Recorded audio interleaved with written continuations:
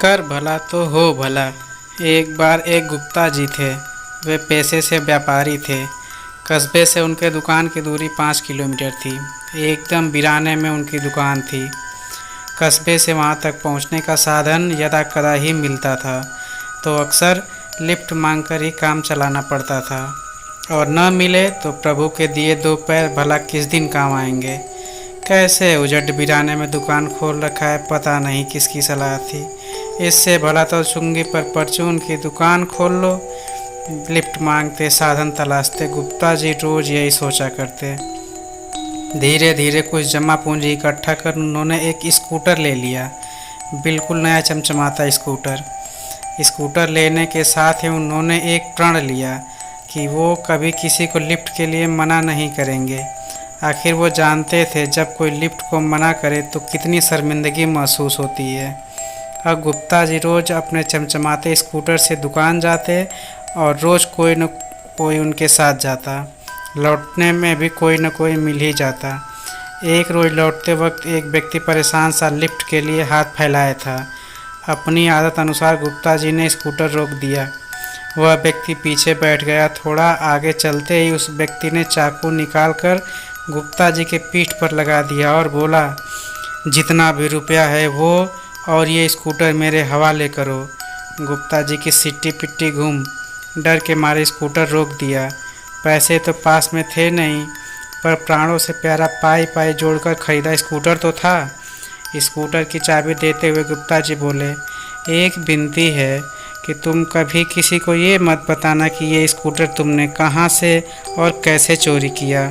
विश्वास मानो मैं भी रपट नहीं लिखवाऊंगा। क्यों?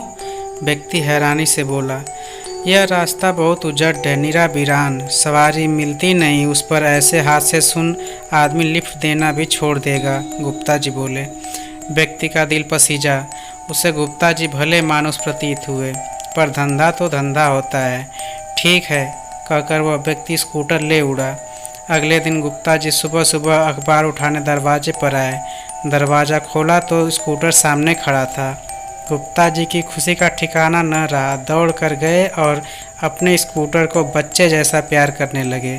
देखा तो उसमें एक कागज़ भी लगा था। गुप्ता जी ने झट से वह कागज़ निकाला और पढ़ने लगे। गुप्ता जी, यह मत समझना कि तुम्हारी बातें सुनकर मेरा हृदय पिघल गया। कल मैं तुमसे स्कूटर लूट कर उसे कस्बे ले गया। सोचा कबाड़ी वाले के पास बेच दूँ।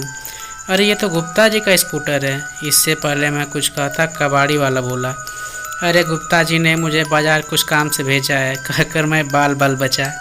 परंतु शायद उस व्यक्ति को मुझ पर शक सा हो गया था। फिर मैं एक हलवाई की दुकान पर गया।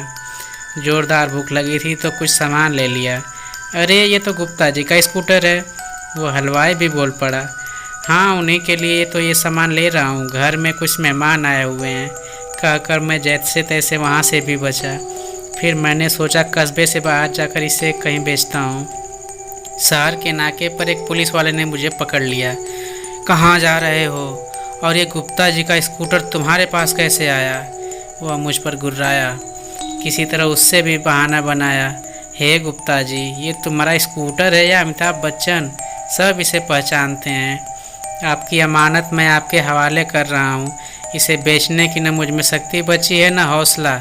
आपको जो तकलीफ़ हुई उसके एवज में स्कूटर का टैंक फुल करा दिया है।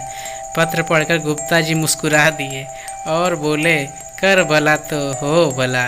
धन्यवाद।